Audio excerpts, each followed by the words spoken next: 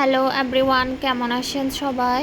আশা করি আপনারা সবাই ভালো আছেন। তো আজকের ভিডিওটা আমি একদম ভালো নেই, মানে কেন ভালো নেই এই ভিডিওর মাধ্যমেই আপনাদের সাথে শেয়ার করব। আপনারা যে বিড়ালটাকে দেখতে পাচ্ছেন, এই বিড়ালের অপারেশন করিয়েছিলাম আমরা। তো অপারেশনের পরে এর আপডেট ভিডিও এখনও দেওয়া হয়নি, শুধু অপারেশনের পর্যন্তই ভিডিও দিয়েছিলাম একটা। তো এই আপডেট ভিডিও নিয়ে আজকে আমি আপনাদের সাথে হাজির হলাম আর কি। এই বিড়ালটার আপডেট ভিডিও আজকে শেয়ার করব। এই টপিক নিয়েই হচ্ছে আজকের ভিডিওটা। ওনারা হচ্ছে বিড়ালটাকে নাকাপা রামগড় নাকাপা থেকে চট্টগ্রামে হসপিটালে নিয়ে এসে অপারেশন করিয়েছিল। এটা হচ্ছে একটা বাহিরের বিড়াল ছিল আর কি। তো এর অবস্থা দেখে দিদিরা সহ্য করতে না পেরে একে হসপিটালে নিয়ে এসে অপারেশন করিয়েছে। তো পরে অপারেশনের একদিন পরে ওরা হচ্ছে যেখানে থাকতো ওখানেই নিয়ে গেছে। তো নিয়ে যাওয়ার পরে ডাক্তার যেগুলো বলছিল সবই নিয়ম কানুন মেনে চলা হচ্ছিল। এই তো এই বিড়ালটাও একদম সুস্থ ছিল, বাহিরে ঠিকঠাকভাবে চলাফেরা করছিল, খাওয়া দাওয়াও ঠিকঠাক ছিল। এই যে ও হচ্ছে মাঠে গিয়ে খেলা করছিল, ও সব সময় দিদিদের পাশে পাশে গুড় গুড় করতো থাকতো, খুবই সুস্থ অনুভব করতো আর কি।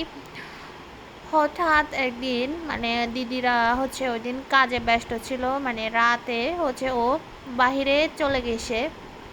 বাইরে যাওয়ার পরে এই যে দেখছেন একটা কালো করে জামা পরে আছে ওর। ও বাইরে গিয়ে ওর জামাটাকে জানি খুলে দিছে। পরে ও আবার চলে আসছে, একা একা চলে এসে দেখে দিদিরা দেখতেছে ওর জামাটা খুলে দিয়েছিল। তো কি আর করার, দিদি আরেকটা ওকে জামা বানিয়ে দিয়ে আরেকটা পরাই দিছে। এটা পরিয়ে দেওয়া হয়েছিল মূলত হচ্ছে ওর পেটে, যেহেতু সেলাই করা হয়েছে, যেহেতু সেলাইগুলো টানাটানি করতে না পারে, এই জন্য হচ্ছে এই জামাটা পরিয়ে দেওয়া হয়েছিল আর কি। তো ও তো ওই জামাটা খুলে ফেললে আবার ওই সেলাইয়ের সমস্যা হবে, সেই জন্য হচ্ছে দিদি আর একটা জামা বানিয়ে দিয়ে পরিয়ে দিয়েছিল। আর কদিন পরে সবই ঠিকঠাক ছিল, যে দেখতেই পারছেন ও হচ্ছে জামাটা খুলে ফেলে দিয়েছিল। বাহিরে গিয়ে হয়তো কেউ এটা করছে আর কি। কে করছে এটা জানা তো সম্ভব না। তো এই যে খাওয়া দাওয়াও ঠিকঠাক ছিল, সবই ঠিকঠাক ছিল। পরে হচ্ছে 2-3 দিন এভাবে চলতে থাকে। তো আরেক দিন ও বাহিরে গেছে, দিদিরা খুঁজতে খুঁজতে ওরা ব্যস্ত ছিল, ব্যস্ততার মাঝে কখন চলে গেছে ওরা জানেই না। তো চলে গিয়ে আর আসতেছে না। 2 দিন না, একদিন এক রাত হচ্ছে ও বাইরে ছিল, একদম বাইরে ছিল, খাওয়া দাওয়া আর করছিল না। দিদিরা খুঁজতে খুঁজতে একটা বাড়িতে নাকি পেয়ে গেছিলো। তো ওখানে দেখে একদম শুয়ে আসে, আর নড়তে পারছে না এরকম অবস্থায়। পরে ওখান থেকে নিয়ে এসে দিদিরা হচ্ছে হসপিটাল থেকে অক্সিজেন দিয়ে রাখছিল। কি একটা অবস্থা হয়েছে, ও আর উঠতেই পারছে না, হঠাৎ করে নড়াচড়াও করতে পারতেছে না, একদম কিছুক্ষণ পর মারা যাবে এই অবস্থায় আসে। আর কি আর করার, এত চেষ্টা করার পরেও এই বিড়ালটাকে আর বাঁচানো সম্ভব হয়নি আমাদের। সব কিছু চেষ্টা করে দেখছিলাম।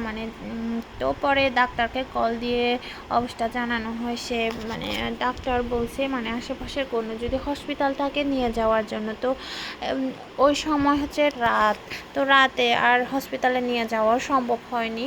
পরে ও খাওয়া দাওয়া না করে এভাবেই মর অবস্থায় এক রাত ছিল। তো সকাল হয়ে দিদিরা বেশি অবস্থা খারাপ দেখে যা যা ডাক্তার বলছিল সবই করে, কিন্তু আর বাঁচানো সম্ভব হয়নি। এজন্য আমার মনটা অনেক খারাপ। এত চেষ্টা করার পরেও একটা অবলা প্রাণীকে অনেক বাঁচানোর চেষ্টা করার পরেও বাঁচাতে পারলাম না। ওর কপালে হয়তো নাই, মানে বেশি দিন থাকবে এরকম আর কি, মানে ও আয়ু শেষ, তো চলে যেতে হয়েছে বাধ্য হয়ে। আমাদের আর কিছু করার ছিল না, আমাদের যা যা সম্ভব আমরা মানে সব চেষ্টা করে দেখছি ওকে বাসানোর জন্য, তো কি আর করার, বাসাতেই পারলাম না। মানে এতদিন আমাদের কাছে ছিল, মানে এই ছিল বলেই মানে আমাদের একদম মায়ায় জড়ে গেছে। ও চলে যাওয়ার পর থেকে আমাদেরও অনেক মন খারাপ, খুবই খারাপ লাগতেছে। এই জন্যই বলছিলাম আজকে আমি খুবই ভালো নেই। তো এই পর্যন্ত আজকের ভিডিওটা, সবাই ভালো থাকবেন, টাটা।